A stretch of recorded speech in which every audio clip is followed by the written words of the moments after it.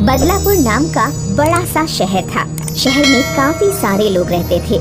धीरे धीरे शहर में भीड़ बढ़ती गई और लोगों को रहने के लिए जगह कम पड़ती गई और जगह के लिए मारपीट शुरू हुई।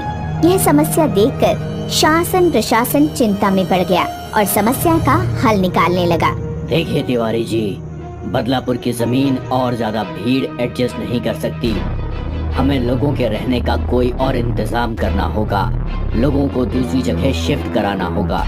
सर आप चिंता ना करें, मैं और मेरा पीए दुबे हम दोनों बदलापुर से बाहर कोई जमीन देख कर आते हैं। चलो दुबे। इस प्रकार अफसर तिवारी अपने पीए दुबे के साथ बदलापुर से बाहर जमीन देखने लगा और कुछ दिनों बाद उसे बदलापुर से काफी दूर एक लंबी चौड़ी जमीन मिल गई। दुबे, ये जमीन परफेक्ट है। बदलापुर के अतिरिक्त लोगों को यहाँ शिफ्ट कर सकते हैं। पर सर, इस जमीन पर पेड़ पौधे तो क्या घास की काड़ी भी नजर नहीं आ रही है सर। और बरसात का मौसम होते ही ऊपर आसमान में कोई बादल नजर नहीं आ रहा है। मतलब कहना क्या चाहते हो? लगता है सालों से यहाँ सूखा पड़ा है। तभी एक साधु महाराज आए और कहने लगे, ठीक कहा बच्चा, यहाँ सालों से बरसात की बूंद नहीं टपकी। एक भी बरसाती बादल इस आसमान में नहीं आया। शापित जमीन है ये। ऐसा कहकर साधु बाबा चले गए और दोनों परेशान हो गए। अब क्या करें दुबे? इससे लंबी चौड़ी जमीन कहीं और नहीं मिल सकती। पर सर, लोगों का भी तो सोचिए। पानी नहीं होगा तो जिंदगी कैसे जिएंगे? खेती नहीं करेंगे तो खाएंगे कैसे? मतलब ये जमीन भी गई हाथ से।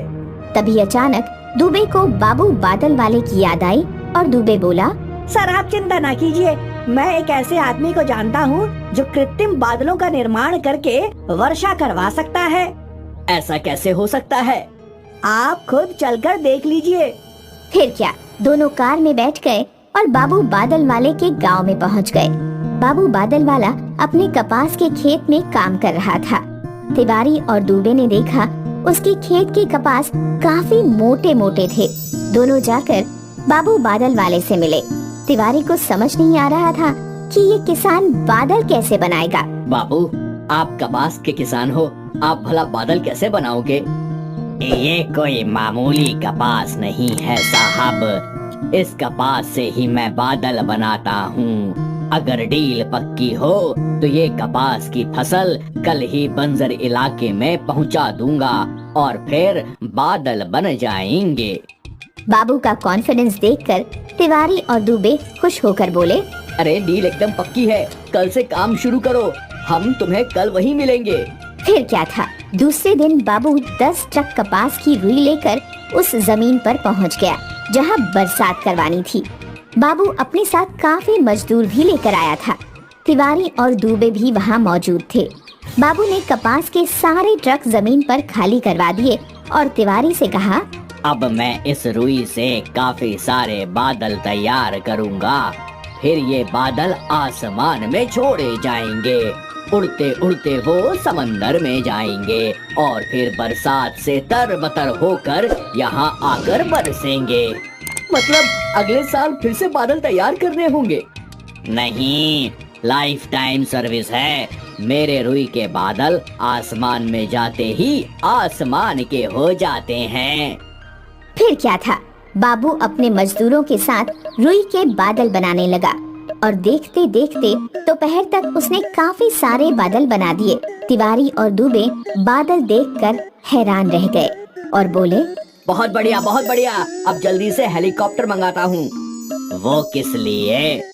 बादल आसमान में छोड़ने के लिए? कोई जरूरत नहीं, मैं कम से कम बजट में काम करने वाला आदमी हूँ। दुबे और तिवारी आंखें फाड़ कर देखने लगे क्योंकि बाबू और उसके लोगों ने मिलकर बादलों को हैलोजन बलून लगा दिए थे। हैलोजन बलून बादलों को लेकर हवा में ऊपर उठे और धीरे धीरे सारे बादल आसमान में पहुंच गए। आसमान में जाते ही सारे बलून फट गए। फिर बादल समंदर की तरफ दौड़ने लगे और समंदर पर जाकर रुक गए। इधर बाबू तिवारी से कहने लगा, अब बस 2 दिन लगेंगे बादल तरबतर होने में। 2 दिन हम यहीं रुकेंगे और बरसात का आनंद लेंगे। फिर क्या था, 2 दिन दुबे और तिवारी वहीं मैदान में तंबू गाड़कर बाबू बादल वाले के साथ रहने लगे और बरसात का इंतजार करने लगे। 2 दिन बीत गए और अचानक ठंडी हवा चलने लगी। मौसम बदल गया, बिजलियां कड़कने लगी। तिवारी, दुबे और बाबू ने बाहर आकर देखा तो रुई के बादल पहुंच चुके थे।